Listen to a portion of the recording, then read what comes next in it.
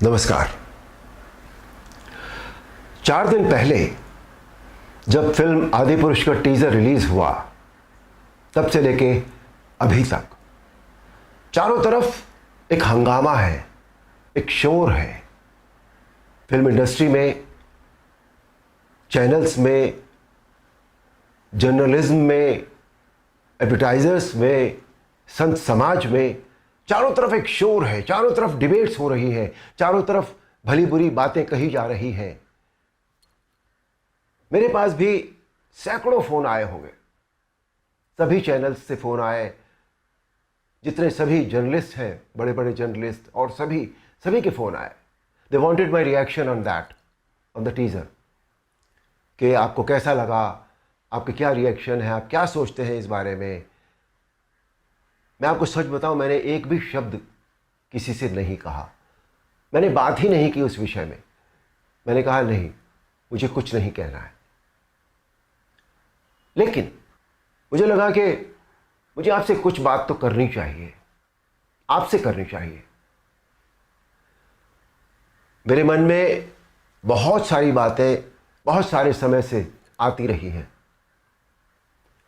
और इस हंगामे को लेकर, इस इशू को लेकर मुझे लगा कि शायद ये सही समय है जब मैं अपनी बातें आपके साथ शेयर कर सकूं। दोस्तों, ध्यान से सुनिएगा। रामायण, महाभारत, श्रीमद् भागवत जैसे जितने भी ग्रंथ हैं, शास्त्र हैं, ये हमारी सांस्कृतिक और धार्मिक धरोहर है। ये हमारी संस्कृति है, ये हमारी जड़ है। सारी मानव सभ्यता के लिए ये नींव के समान है, और न तो नींव को हिलाया जा सकता है और न ही जड़ को बदला जा सकता है। नींव या जड़ से किसी भी तरह का खिलवाड़, किसी भी तरह की छेड़छाड़ बिल्कुल भी ठीक नहीं है। हमें इन शास्त्रों से संस्कार मिलते हैं, जीवन का आधार मिलता है। ये धरोहर ही हमें जीने की कला सिखाती है। हमारी संस्कृति विश्व की सबसे प्राचीन संस्कृति है। हमारी हर पीढ़ी इसे युगों युगों से आत्मसात करती आ रही है, जिसका सबसे बड़ा एग्जाम्पल है 2.5 साल पहले जब कोरोना आया था, तो कोरोना ने लोगों की धार्मिक भावनाओं को तब से लेकर आज तक और भी प्रबल कर दिया है। हमारी धार्मिक परंपराओं और मान्यताओं को और अधिक पुष्ट किया है इस महामारी ने। टीवी पर जब धारावाहिक रामायण प्रसारित हुई थी कोरोना के दौरान, तो रामायण ने एक विश्व रिकॉर्ड बनाया। आप सब जानते हैं, हम सब जानते हैं, ये एक बहुत बड़ा संकेत है हमारी मान्यताओं और परंपराओं की प्रामाणिकता का। इस बार यानी 2020 में रामायण आज की युवा पीढ़ी ने भी देखी, और 35 साल पहले बनी रामायण को पूरी श्रद्धा और आस्था से देखा, समझा और आत्मसात किया। आज जो बेहिसाब लोग मुझसे मिलते हैं, उनमें सबसे ज्यादा संख्या टीनेजर्स की होती है।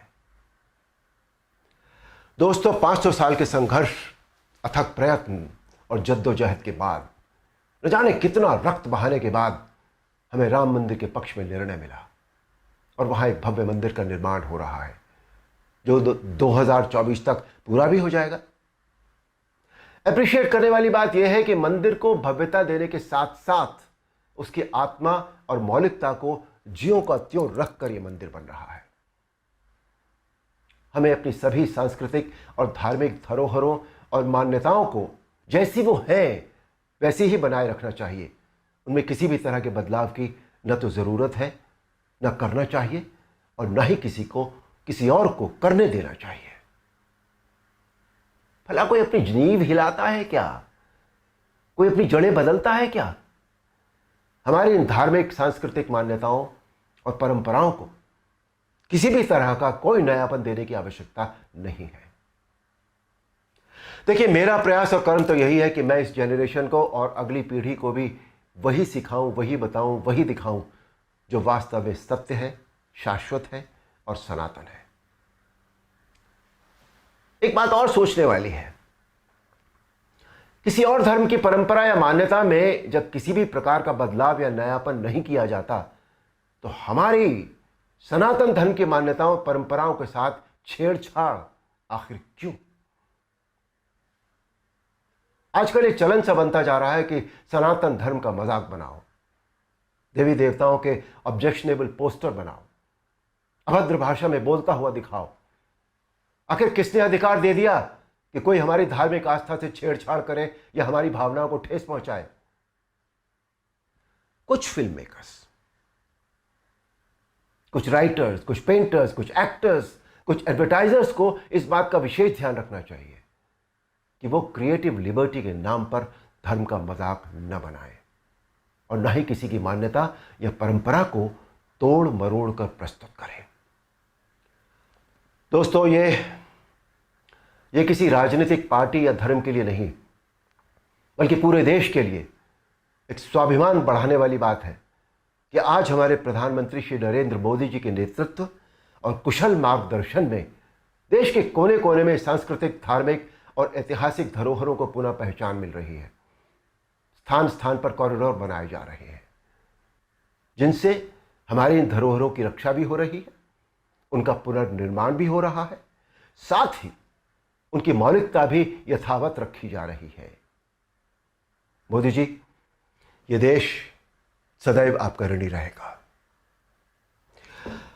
मेरा अनुरोध है आप सबसे कि आप सब पूरी सक्रियता और जागरूकता के साथ अपनी अमूल्य सांस्कृतिक, धार्मिक मान्यताओं और धरोहरों को सहेज कर संभाले रखने का संकल्प करें और दूसरों को भी इसके लिए प्रेरित करें। धन्यवाद। नमस्कार।